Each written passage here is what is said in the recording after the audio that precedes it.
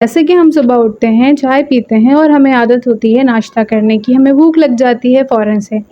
और इसी तरह हम दोपहर का खाना खाते हैं, रात का खाना खाते हैं और फिर शाम में कुछ न कुछ खाते-पीते रहते हैं।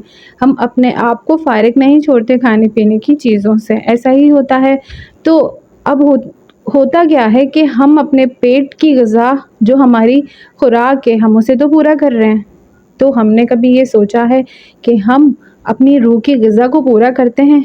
रूह की भी ग़िज़ा होती है, रूह का भी खाना होता है। अगर हम ये ग़िज़ा रूह को नहीं देंगे तो हम सुकून में नहीं रह सकते, हम बेसुकून रहेंगे, हमारे लिए मुश्किलात बनती रहेंगी।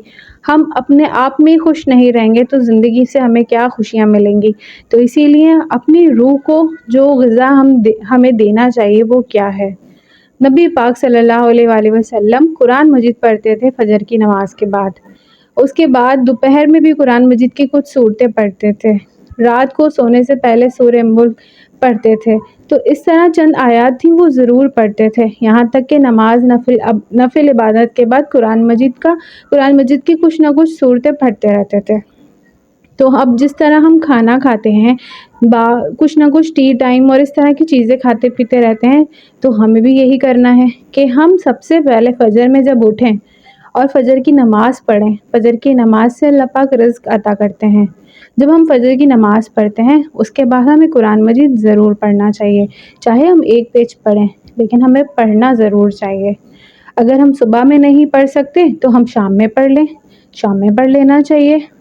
क्योंकि शाम में पढ़ लेना चाहिए या तो रात में पढ़ लेना चाहिए, लेकिन पढ़ना ज़रूर चाहिए।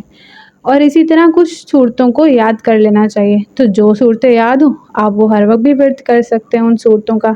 इससे क्या होगा, हमारी रूह को खाना पहुँचता रहेगा। ये रूह की ग़िज़ा है। रूह की ग़िज़ा पूरी होती रहेगी। जब रूह हमारी खुश रहेगी तो हम ज़िंदगी में बहुत खुश रह सकते हैं। यहाँ तक हमारा दिल और दिमाग बहुत सुकून में गुज़रेगा। ऐसा लगेगा कि हमें किसी चीज़ की ज़रूरत ही नहीं है। ऐसा लगेगा कि हमारे पास सब चीज़ें हैं। चाहे हमारे पास कुछ ना भी हो, लेकिन हमें यही फ़ील होगा कि अब हमें और क्या चाहिए। हर वक़्त शुक्र अदा करते रहना चाहिए अल्लाह का। देखिए ये भी रूह की ग़िज़ा है, दुरूद शरीफ़ पढ़ते रहना चाहिए। दुरूद शरीफ पढ़ने का इतना ज़्यादा सवाब है कि अल्लाह पाक 10 रहमतें उस बंदे पे उतार देते हैं। यानी अगर हम एक बार दुरूद शरीफ पढ़ेंगे तो 10 रहमतें उतर जाएंगी। अगर किसी किताब में हमने नबी पाक का नाम लिख दिया तो एक फ़रिश्ता हमारी मग़फ़िरत की दुआ करता रहेगा। नाम जैसे हम होता है ना लिख देते हैं, कुछ मैं भी अक्सर नोट्स बना रही हूँ या कुछ भी लिखती हूँ तो नबी पाक सल्लल्लाहु अलैहि वसल्लम का नाम हम लिख देते हैं। तो एक दफ़ा नाम लिखने से हमारे लिए एक फ़रिश्ता जो है हर वक़्त हमारी जो है मग़फ़िरत की दुआ करता है। तो इतना ज़्यादा सवाब है। अगर हमें सूरतें याद हैं तो हम सूरतें पढ़ते रहें। अस्तगफिरुल्लाह, सबसे ज़्यादा अस्तगफिरुल्लाह रब्बी मिन कुल्लि ज़ंबिन व अतूबु इलैहि पढ़ते रहना है। जितनी सच्ची तौबा हम अल्लाह से करेंगे, ये रूह की ग़िज़ा है। अब होता ये है कि हम सिर्फ़ ज़बान से विद करते रहते हैं और दिमाग हमारा कहीं होता है और दिल में हमारे ख़यालात चल रहे होते हैं गुनाहों वाले। तो ऐसा नहीं करना है। जब हम सच्चे दिल से, इसका मतलब यही है कि हम अल्लाह से माफ़ी मांग रहे हैं, तो कम से कम हम किस चीज़ पे माफ़ी मांग रहे हैं, हमें पता तो होना चाहिए, या हम बस लगे पड़े हैं। नहीं, जो हमने गुनाह किए हैं, जो हम गलतियाँ करते हैं, जो हम कभी अल्लाह को नाराज़ करते रहते हैं दिन और रात, तो हम उसकी माफ़ी मांग रहे हैं। तो पढ़ते हुए दिमाग में तसव्वुर रखना चाहिए कि या अल्लाह मुझे माफ़ कर दें, मैंने ये गुनाह किए हैं और अल्लाह से बड़ी रहमत वाला तो कोई है नहीं और अल्लाह ही हर चीज़ पे कादिर है, अल्लाह ही माफ़ कर सकते हैं और बेशक वो माफ़ करने वाले हैं। तो दिल में ऐसी मतलब दिमाग में बातें रखनी है कि हमें माफ़ी चाहिए अल्लाह से। दिन में हम 100 दफ़ा, 200 दफ़ा, 300 दफ़ा हम पढ़ सकते हैं सच्चे दिल से। तो इससे हमारी ज़िंदगी भी सुकून में आती है और अल्लाह पाक खुश भी होते हैं और बहुत ज़्यादा रहमतें उतरती हैं उस बंदे पे। देखिए अगर हम ये सारी चीज़ें, ये तो अल्लाह का कलाम है और हम जितना ज़्यादा अल्लाह से दोस्ती लगाएँगे, जितना ज़्यादा अल्लाह को याद करेंगे, उतना हम अल्लाह के करीब होते चले जाएँगे।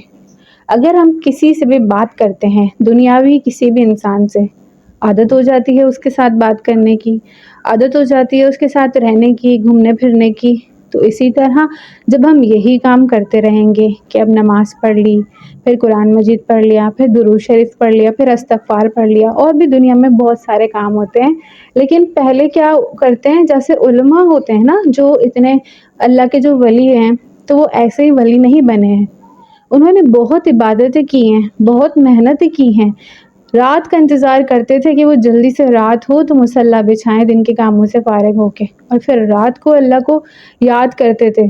اس طرح اللہ پاک اتنی آسانی سے اپنی نعمتیں نہیں دے دیتے لوگوں کو، رحمتیں نہیں دے دیتے، مشقت کرنی پڑتی ہے، محنت کرنی پڑتی ہے، قرآن مجید سے دل لگانا پڑتا ہے، اللہ کا ذکر کرتے رہنا پڑتا ہے۔ اب اللہ کا ذکر کیا ہے؟ یہی کہ استغفر اللہ پڑھنا، سبحان اللہ پڑھنا، زبان سے تو ذکر کر سکتے ہیں، دیکھیں اس کے بہت زیادہ فائدے ہیں، اگر ہم چاہیں تو ہمیں اس سے بہت سکون مل سکتا ہے۔ دنیا میں جو ہم اتنے ڈپریشن کا شکار ہوتے جا رہے ہیں کہ ہم ہر وقت تو موبائل اور ٹی وی اور یہ ساری چیزیں تو فوراً سے آن کر لیتے ہیں، لیکن ہم کلام پاک کھولتے ہوئے کتنا ٹائم لگاتے ہیں، کتنا کچھ سوچتے ہیں، نماز پڑھتے ہوئے کتنا کچھ سوچتے ہیں، اور یہاں تک کہ عید کی نماز، دیکھیں عید کی نماز پڑھنے کے لیے لمبی لمبی لائنیں لگی ہوئی ہوتی ہیں، ایسا ہی ہوتا ہے، بہت لوگ زور و شور سے بھاگم بھاگی کر کے اور اچھے نئے نئے کپڑے پہن کے جاتے ہیں کہ جلدی جلدی عید کی نماز ادا کریں، جبکہ وہ نماز تو واجب ہے۔ چلیں یہ بھی اچھی بات ہے کہ کر تو رہیں، لیکن سب سے پہلے کون سی نماز ہے؟ فجر، فجر کی نماز فرض ہے، ہم وہ نہیں پڑھ رہے ہوتے، لوگ وہ نہیں پڑھ رہے ہوتے اور واجب چیزوں کے پیچھے بھاگتے ہیں، یہ بھی اچھی بات ہے، پڑھنا چاہیے، لیکن کم از کم یہ بھی سوچنا چاہیے کہ جب ہم واجب نمازوں کو اتنی خوشی سے ادا کر رہے ہیں تو فرض کو کیوں نہیں، فرض کام کیوں نہیں؟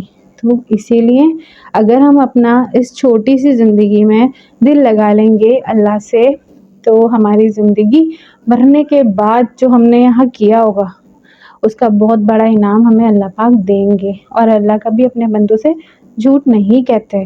تو اسی لیے میں یہی چاہتی ہوں ہم سب کو اللہ پاک توفیق میں دے دیں کہ ہم دن اور رات کثرت سے اللہ کا ذکر کریں، اور اللہ ہم سب کو توفیق دیں، آمین ثم آمین۔